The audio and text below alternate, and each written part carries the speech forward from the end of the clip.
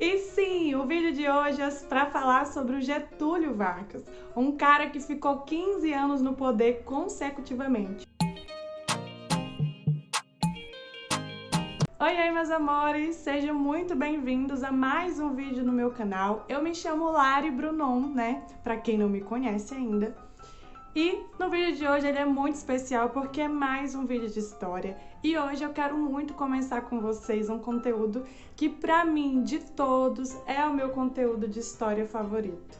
Eu sei que eu adoro abordar as histórias das guerras, mas quem é meu aluno sabe que esse assunto é o que me move. Falar desse assunto é gostoso demais. Não sei porquê, mas é o meu assunto favorito. E claro, né, ter ouvindo falar aqui do meu malvado favorito, você sabe, né, sobre o que é, já tá no título desse vídeo. Mas antes, né, vou pedir pra você se inscrever nesse canal, se você não é inscrito, deixar um like, um comentário, divulgar com seus amigos que gostam desse conteúdo sobre o Getúlio Vargas, né?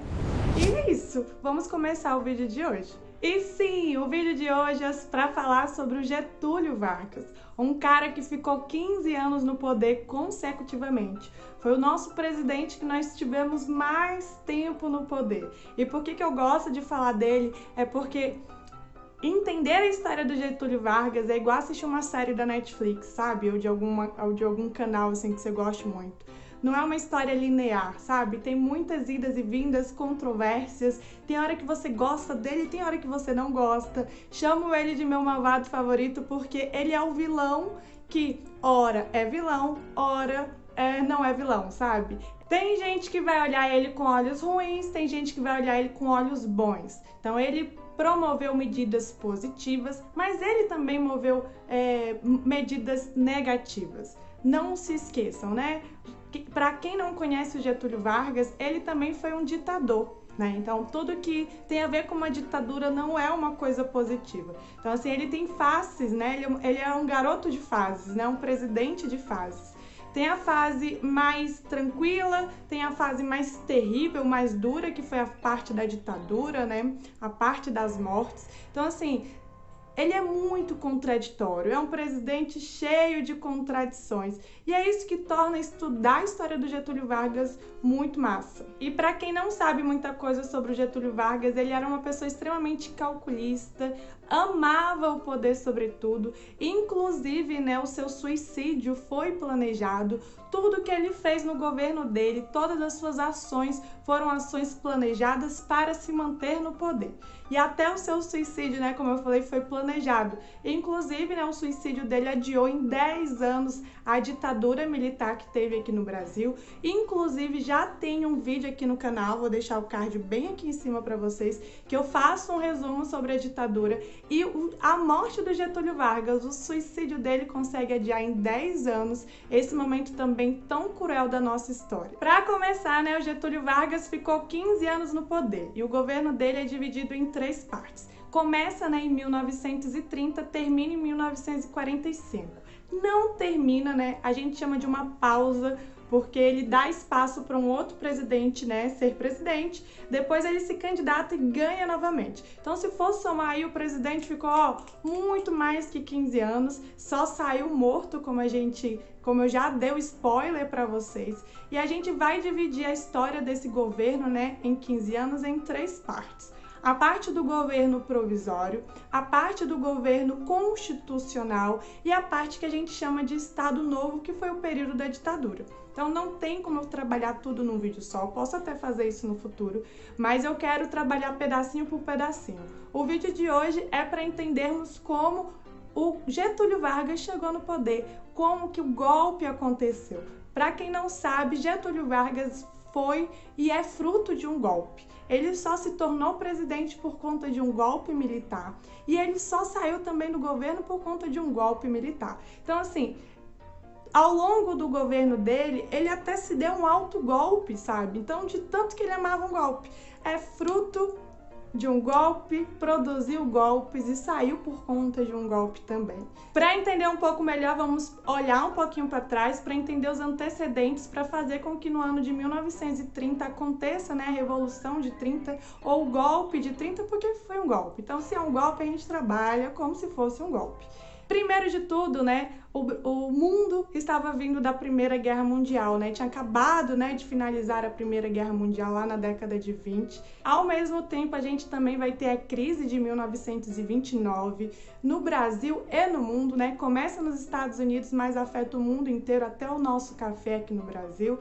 Eu também, né, já produzi um vídeo sobre a crise de 1929, vou deixar aqui em cima, se você quiser saber mais sobre essa crise e como que essa crise também influencia a ascensão de regimes totalitários como o fascismo e o nazismo, que eu também já produzi um vídeo sobre fascismo, vou deixar aqui em cima. Aqui no Brasil, a década de 20 também é um caos, porque a gente vivia uma oligarquia. O que significa uma oligarquia, né? Que eu tenho pequenos grupos no poder. Esses pequenos grupos, eles vão determinar como é que vai ser a política. E na época, na década de 20, né, a gente tem o que a gente chama de República Café com Leite. Quais são as pequenas oligarquias? A oligarquia de São Paulo e a oligarquia de Minas Gerais. Eles meio que toda a presidência, né, eles intercalavam os poderes. Ora seria São Paulo, ora seria Minas Gerais. O problema é que essa república oligárquica, né, era cheia de fraudes nas eleições e já estávamos passando por um processo de descontentamento aqui no Brasil, com inúmeras revoltas, com movimentos, né, operários, trabalhistas em torno de mais direitos, ou no caso de direitos básicos, né, que até então não existiam, né, nem isso existiu. Existia também uma grande pressão, né, por parte da população, por participação política, porque não se tinha essa participação. Quem podia participar, né, quem podia votar, né, durante uma oligarquia eram pessoas que sabiam ler. E vocês precisam relembrar, assim, que no passado nosso, principalmente na década de 20, quem sabia ler e escrever eram pessoas ricas, né? Eram pessoas que tinham condições para isso. Geralmente as populações mais pobres não tinham acesso à educação, né? Uma escola, e a escola não tinha nada disso. Então, geralmente quem sabia ler e escrever eram pessoas ricas. Então, quem votava e participava das decisões políticas eram pessoas ricas, que escolhiam pessoas ricas para os representar. Então, era uma política de pessoas ricas para pessoas ricas que iam pensar, né, nas elites locais, né, nessas pequenas oligarquias, no caso grandes oligarquias como Minas Gerais e São Paulo. Então é uma predominância de poder e alternância de poder que só favorece as elites, né, a pequena burguesia, os empresários locais, os banqueiros, mas a população em si sofre. E isso faz com que muitas revoltas e insatisfações comecem a surgir e se popularizar. Não só da classe mais trabalhadora, mais pobre, operária, mas também como outras revoltas, como a revolta tenentista, a coluna Prestes. Tudo isso são movimentos e ondas de revolta que vão desencadear a década de 20 e que vão fazer com que esteja todo mundo infeliz ou insatisfeito. E aí vem, né, uma nova eleição. Então essa nova eleição vai prometer mudar esse cenário e a gente vai conferir se mudou realmente ou não. Revolução de 1930 ou um golpe de 1930, né? Particularmente para mim é um golpe, mas também a gente chama de revolução por conta das mudanças, né? A Revolução de 1930 ou o golpe de 1930 demarcou o fim das oligarquias no Brasil.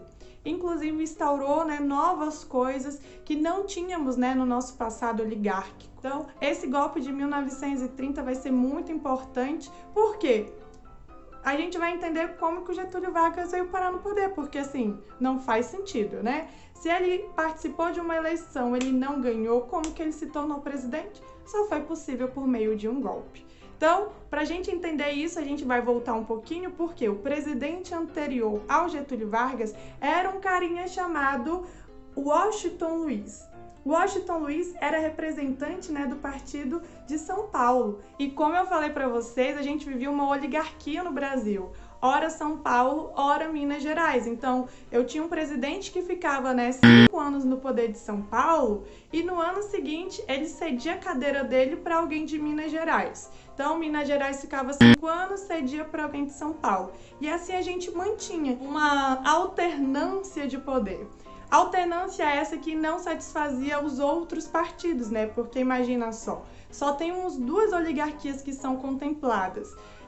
São Paulo e Minas Gerais, mas e as outras, não é não? O que acontece, né, é que nas eleições de 1929 para 1930, para eleger um novo presidente, o certo era que o Washington Luiz indicasse alguém de Minas Gerais, né, que seria, no caso, o Antônio Carlos. Mas, no caso, o Washington Luiz mudou de ideia e falou assim, não, para lá, eu quero indicar um Júlio Prestes. O Júlio Prestes pertencia à cadeira de São Paulo. Então, imagina, ao invés de eu ter uma república do café com leite, eu tenho uma república do café com café.